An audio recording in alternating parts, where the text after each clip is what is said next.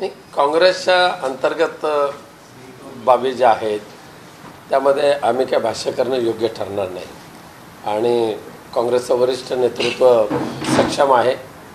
कुरबुरी काय वगैरे असतील, मतभेद असतील तर ते मिटवायला आणि पक्ष चांगल्या पद्धतीने चालवायला. महाविकास आघाडीचे उमेदवार निवडून यावेत म्हणून जरांगे पाटलांनी मीटिंग घेतल्या होत्या असा आरोप लक्ष्मण भाकेने केलेला आहे आणि मनोज जरांगे पाटील महाविकास आघाडी पुरस्कृत म्हणून आहेत का म्हणून असं त्यांनी विचारलेलं आहे. बघा, मनोज जरांगे पाटील ज्या पद्धतीने मराठा आरक्षणाचा लढा लढतायत आणि त्यांच्या पाठीमागे लाखोच्या संख्येने मराठा समाज उभा राहिलेला आहे, त्यामुळे साहजिकच आहे भारतीय जनता पक्षाच्या या टोळीने त्यांचं आणि महाविकास आघाडीचा संबंध जोडलेला आहे. पण त्यामध्ये काही तथ्य नाही, आरोप निराधार आहेत. ते शंकराचार्य स्वामींनी काल म्हटलं होतं की पुन्हा एकदा उद्धव ठाकरे मुख्यमंत्री झाल्याशिवाय मनातली सल जी आहे ती जाणार नाही. कसं बघताय? शंकराचार्यजी काल आले होते मातोश्रीवर, त्यांनी आशीर्वाद दिलेले आहेत उद्धवजींना आणि ते शब्द त्यांचे खरे ठरवत अशी मला भगवंताकडे माझी प्रार्थना आहे. ओएसिस फर्टिलिटीच्या तज्ज्ञांनी IVF उपचार पद्धतीद्वारे 1 लाखांहून अधिक जोडप्यांना मातृत्व प्राप्तीचा आनंद दिला आहे. मोफत अपॉइंटमेंट बुक करण्यासाठी आजच संपर्क साधा. अजित पवार म्हणतात की पक्ष सोडून आमदार सोडून गेले तर चालते, मी नवे चेहरे देईन, नव्याने संधी देईन. अजित पवारांच्या पक्षाला आता खूप मोठ्या प्रमाणात गळती लागलेली आहे आणि त्यामुळेच शरद पवार थोडे नैराश्याच्या गर्तेमध्ये गुंतून त्यांनी असं वाक्य केलेलं असणार.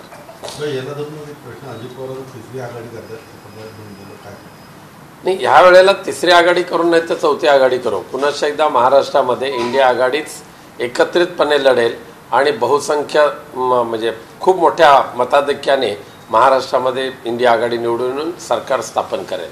इचलकरंजी म्हणजे पाकव्याप्त काश्मीर असं म्हटलंय हर्षवर्धन पाटील. त्यांच्या बुद्धीची कीव करावीशी वाटते. जर पाकिस्तान जर इथे असेल, पाकव्याप्त काश्मीर जर इथे असेल तर तुमचं सरकार होतं, आत्ताचं सरकार आहे, त्यांनी त्याचा शोध घ्यावा. पण प्रामाणिकपणे जे इचलकरंजीमध्ये राहत आहेत त्यांची तुलना पाकिस्तानशी करणं हा मूर्खपणा आहे. आरक्षणाचा मुद्दा असतोय.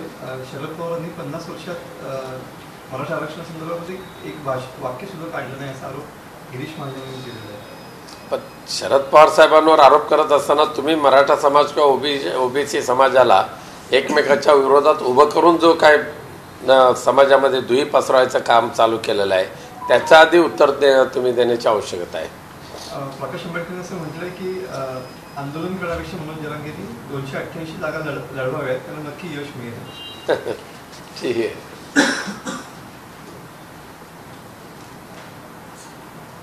एक मुंबई गोवा राष्ट्रीय महामार्गाची सध्याची म्हणजे मागच्या अनेक वर्षापासूनची जी काय दुरावस्था झालेली आहे ही तुम्हाला सर्वांना माहिती आहे. मी ज्या वेळेला खासदार होतो सातत्याने केंद्र राज्य ह्या दोन्ही स्तरावर पाठपुरावा करून जेवढा पूर्ण करून घेता येईल तेवढा करण्याचा प्रयत्न केला. परंतु हे जे काही ठेकेदार आणलेले आहेत त्या ठेकेदारांच्या निकृष्ट दर्जाच्या कामामुळे मुंबई गोवा राष्ट्रीय महामार्ग अवघ्या काही वर्षातच उकडून निघायला सुरुवात झालेली आहे. पण खास करून कशेडी टनेल जो आहे मुंबई गोवा राष्ट्रीय महामार्गाचा महत्त्वाचा टप्पा जो 9 किलोमीटरचा बायपास आहे, त्याच्यामध्ये 2 किलोमीटरचा टनेल आहे आणि ह्या टनेलचं काम ज्या निकृष्ट दर्जाच्या कामामुळे कसं धोकादायक बनत चाललेलं आहे आणि त्याकडे मी सातत्याने NHAIकडे किंवा PWD महाराष्ट्र सरकार जे आहे जे त्याचे जबाबदारी PWD महाराष्ट्र सरकारने मुंबई गोवा राष्ट्रीय महामार्गाची घेतलेली आहे त्यांचं सातत्याने लक्ष वेधत राहिलेलो आहे. दुर्दैवाने कशेडी घाटाचं जे आहे काम, बोगद्याचं काम, हे अनएक्सपिरियन्स असलेल्या म्हणजे फार अनुभव नसलेल्या रिलायन्स या कंपनीला दिला होता. रिलायन्स कंपनीने एवढे मोठे टनेल कधी बांधलेच नव्हते, त्यांनी ते रिलायन्स कंपनीला दिले. रिलायन्स कंपनीने सबलेड करून ते शिंदे डेव्हलपर्स म्हणून एक कंपनी आहे, पुण्याचीच आहे आणि तिथल्या राज्यकर्त्यांच्या ती खूप जवळची आहे, त्या कंपनीला दिलं आणि शिंदे कंपनीने ज्या पद्धतीने कशेडी टनेलचं निकृष्ट दर्जाचं काम केलेलं आहे आणि म्हणून पहिल्या पावसातच टनेलमधून पाणी झिरपणं नव्हे तर पाण्याचे धबधबे चालू झालेले आहेत. त्यामुळे कशेडी टनेल हा वाहनधारकांना प्रवाशांना धोकादायक निर्माण झालेला आहे. याकडे मी मागच्या 1 वर्षापासून सातत्याने लक्ष वेधत आहे. मी याबाबतच्या सगळ्या NHAIच्या अधिकाऱ्यांना तक्रारी केल्या, संबंधित मंत्री महोदयांना केल्या, त्यानंतर क्वालिटी कंट्रोल डिपार्टमेंटकडे सुद्धा मी तक्रार केली आणि शेवटी माननीय पंतप्रधान नरेंद्र मोदी यांना 3 जुलै 2024ला सुद्धा तक्रार केलेली आहे आणि कशेडी टनेलच्या कामाची पाहणी वेळीच जर केली नाही तर भविष्यामध्ये खूप मोठा अपघात त्या ठिकाणी होऊ शकतो आणि पादचाऱ्यांना म्हणजे पादचाऱ्यांच्या किंवा वाहनधारकांच्या जीवाशी खेळणारा तो कशेडी टनेल आता फक्त लाईट व्हेकलला चालू केलेला आहे, पण तो पूर्णांशाने ज्याला चालू करायच्या अगोदरच तो कदाचित तिथे दुर्घटना सुद्धा होऊ शकते. अशा पद्धतीचं लो क्वालिटीचं काम, अत्यंत निकृष्ट दर्जाचं काम त्या कशेडी टनेलचं झालेलं आहे. शिंदे डेव्हलपर नावाची जी कंपनी आहे ही केंद्रातल्या एका मंत्र्यांची लाडावलेली कंपनी आहे आणि त्या कंपनीचा आशीर्वाद ज्या चीफ इंजिनियरवर आहे ते चीफ इंजिनियर हे खऱ्या अर्थाने मुंबई गोवा राष्ट्रीय महामार्गाचे मारेकरी झालेले आहेत. आज मुंबई गोवा राष्ट्रीय महामार्ग पुरा न व्हायला कारणीभूत PWDचे चीफ इंजिनियर हे आहेत आणि त्यांच्याच आशीर्वादाने जे ठेकेदार निकृष्ट दर्जाचं काम करतात त्यांच्यावर कोणती कारवाई केली जात नाही, त्यांना आशीर्वाद दिला जातो आणि त्यामुळे हा सुद्धा कशेडी घाट ह्याच्या भविष्यामध्ये जर तसं होऊ नये, पण काही जर दुर्घटना किंवा काही जर झालं तर त्याची जबाबदारी या PWDचे चीफ इंजिनियर आणि शिंदे डेव्हलपर्स या कंपनीला धरली पाहिजे. आणि ही माननीय पंतप्रधान नरेंद्र मोदी साहेबांकडे सुद्धा आत्ता मी 3 जुलैला पुनश्च एकदा तक्रार केलेली आहे. तुम्ही कोणी जाऊन तिथे पाहिलात तर अत्यंत धोकादायक असलेला तो कशेडी घाट आहे.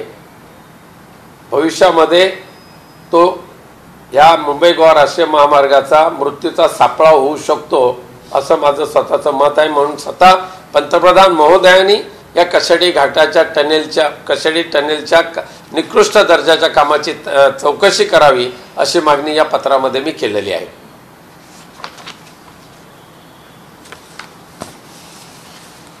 आपण मागणी केल्यानंतर तिकडनं काय रिप्लाय आला? माननीय प्रधानमंत्र्यांकडे हे पत्र गेल्यानंतर माझ्या माहितीप्रमाणे CVCचे क्वालिटी कंट्रोलचे अधिकारी तातडीने या भागामध्ये आलेले आहेत. त्यांनी कशेडी घाटाच्या बाबतही पाहणी केली आणि त्यावेळेला तो ह्या चीफ इंजिनियरने जो खुलासा केला तो ऐकून म्हणजे हसावं की रडावं तेच कळत नाही. म्हणजे जे आता कशेडी घाटामध्ये पाण्याची गळती चालू जी आहे त्याचं कारण म्हणे कशेडी घाटाच्या वरती एक विहीर आहे आणि त्या विहिरीतून त्या पाण्याची गळती होते. अशा पद्धतीचा जो काय खुलासा, सध्याच्या मूर्खपणाचा खुलासा चीफ इंजिनियर PWDने जो केलेला आहे ना, अशा चीफ इंजिनियरची ताबडतोब हकालपट्टी करण्याची आवश्यकता आहे. जर वरती विहीर असेल आणि त्याचं पाणी जर कशेडी घाटामध्ये येत असेल तर त्याची पर्यायी व्यवस्था करायला नको. आता कोकण रेल्वेच्या अनेक बोगद्यामध्ये विहिरी आढळलेल्या आहेत, रत्नागिरीमध्ये सुद्धा.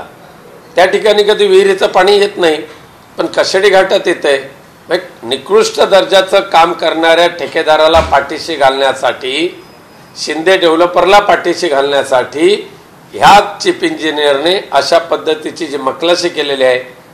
मी सार्वजनिक बांधकाम मंत्री रवींद्र चव्हाण साहेबांना विनंती करेन की अशा चीफ इंजिनियरच्या बुद्धिमत्तेची आधी तुम्ही चौकशी करा, नाही तर आमच्या कोकणवासियांच्या जीवाशी खेळणारा अशा निकृष्ट दर्जाची कामं या चीफ इंजिनियरच्या आशीर्वादाने होत असतील तर ते योग्य नाही आहे. चला.